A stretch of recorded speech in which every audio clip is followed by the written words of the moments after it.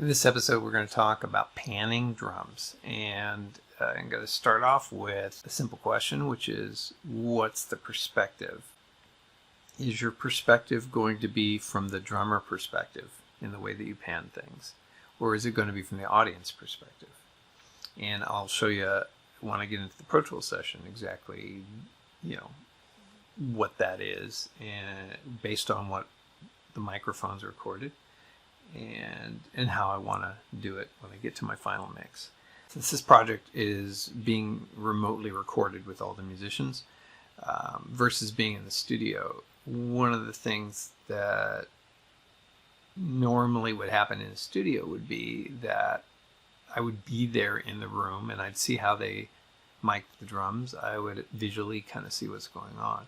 Since we're remote recording, I asked for pictures. And I'm going to show you kind of what Peter's drum kit looked like and how it was set up. So here we are. This is his Tama kit, which was what I refer to as his fusion kit. He had a jazz kit as well, so we recorded two different drum kits. I'll get into the jazz kit in a future episode. But for purposes of what we're looking at here, so here's a front view of his kit. So you can see the microphone layout, which is he's got kick drum mic here. Here's a hi-hat mic. He's got a snare mic like right here. Then he has 4 toms. So these are the 2 high toms, and then there's some more over here. And he's got separate mics on each of the toms. And then he's got a stereo overhead happening here. So, my view of this picture is the audience view. Let's see, this is a second shot. This is still from the front, but it's a little more overhead, so you can see the toms. So you can see the pile of cymbals in the back of the room. You can see snare is here, hi-hat's hiding over here, and then high tom, tom number 1, 2, 3, and 4. And that corresponds with the T1, T2, T3, T4 in Pro Tools as far as how the mics and the tracks were named. So that's the tom layout. So you can see from the perspective of the audience, the hi-hat is a little to the right. The toms from high to low go from sort of center right to harder left. And then he's got ride cymbal here on the right side, crash cymbal on the left, and he's got, another cymbal off to the side there too as well. I think he's got a cymbal here. So he's got lots of cymbals, and I think some 5 different cymbals. So this one, there's one under that, and then that one. So lots to work with, but as far as the perspective, from the audience point of view, it's that hi-hat to the right. Toms are going high to low from center right to the left side. The next step is what's in the tracks. So let's go to that. So where do you get your perspective from? It's going to be the overheads. In this case, it's a stereo track of the overheads. And if I just pick a spot, so let's start with this drum solo section.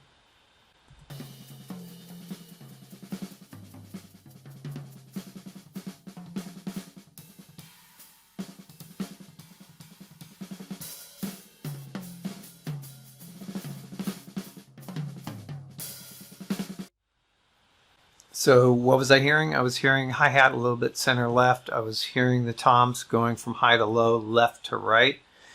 So that tells me the perspective for the overheads is drummer perspective. The next step is going to be to try to line up the individual solo mono microphones like the hi-hat with that stereo perspective from the overheads. So from the drummer perspective, the hi-hat was a little center left. And the recording engineer had actually done all this work before, but if you're doing it from scratch, you're going to be the one to have to do this. And the idea is you play the overheads, and then you play that mono microphone, the hi-hat, and then you just try and pan it till everything sounds like it's lined up in the stereo field in the same way. If it's a little off, sometimes you can get a little phasing going on and stuff like that. So you want to try and make sure you're as correct as possible. So in this case, as far as general panning, kick drum always down the middle, snare always down the middle, always centered. Some of that goes back to days of like vinyl. As far as if you had your bass frequencies panned left or right, it just didn't work in vinyl. And so there's a little bit of a legacy way of thinking about it, but also it's just the bass frequencies are just so big as far as the wavelength. Yeah, keeping it in the center, you don't really directionalize low frequencies. It's as far as the way we hear stuff. So just keeping it in the center is definitely a best practice. I would really never pan a snare or a kick drum to one side or the other unless I was doing it as an effect. In most cases, 99.9% of the time, you're not going to want to do that. So just kick and snare right in the center. That's an easy one to pan. Next, hi-hat. So right now we're at minus 37 to the left side out of 100. And depending on your DAW, like Pro Tools goes from 0 to 100. Some DAWs like Cubase, which I use for composing, it's a 0 to 127 MIDI thing, but it's really like 0 centered, but minus 64 is hard left and plus 64 is hard right. So the numbers might be a little different, but generally you want to try and line up your panning. So it's matching those overheads. So in this case, we got our things that are panned on this kit. We've got the hi-hat pan, and then we've got the toms pan. So high tom is 24 out of 100 to the left. The second highest tom, 24 out of 100 to the right. The medium low tom, 36 to the right, and then 72 to the right for the lowest tom on the floor tom. So that's the panning on this particular kit. Now I'm going to talk a little bit about that perspective thing. So since I want to switch the perspective from drummer perspective to audience perspective, how do I do that? First off, I'm going to start with the overheads. Right now it's panned left and right. So all I'm going to do is I'm just going to reverse that and pan it that way. So I just reversed the panning, and now I've got the perspective changed on the overheads. So now let's go to the hi-hat. I just do the negative or the reverse of what's going on here. So if I figured out that it was minus 37 to the left, from drummer perspective, it'll be plus 37 to the right on the audience perspective. The high tom was minus 24 to the left. It will be plus 24. Second tom, tom 2, was plus 24. It's going to be minus 24.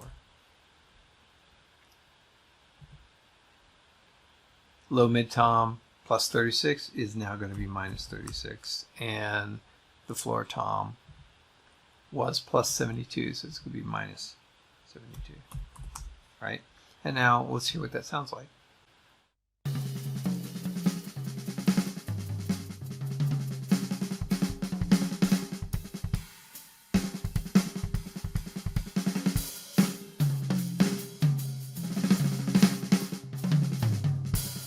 So now we switch perspective. The other thing is, what's it sound like with the track?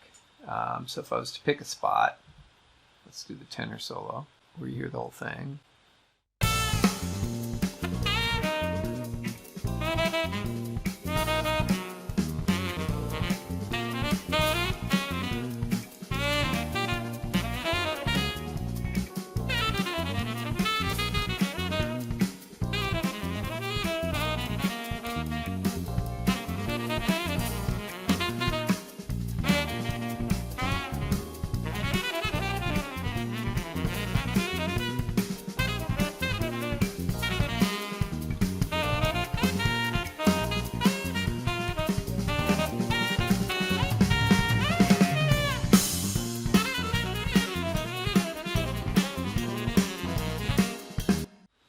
For me, that sounds much better having it from an audience perspective in the context of this particular project. And that's really a creative choice on your end as a producer. Do you want the drums to sound drummer perspective or audience perspective? Same thing can go for piano. If you're doing a stereo microphone approach with the piano, if it's from the piano perspective, you might have the higher notes more to the right side, lower notes to the left. If you're doing it from the audience perspective, it's going to be opposite. Higher notes going to be to the left, lower notes to the right. Last point I'd make about panning is the key to getting it right is to spend whatever time you need to dial in those mono microphones with the overheads and make sure that everything is lined up just perfectly. It takes a little time. It's crazier if you're doing a surround mix, but for a stereo mix, the lining up of everything is the key element in trying to make that work. In the next episode, I'm going to cover levels and how I set levels for the drum kit.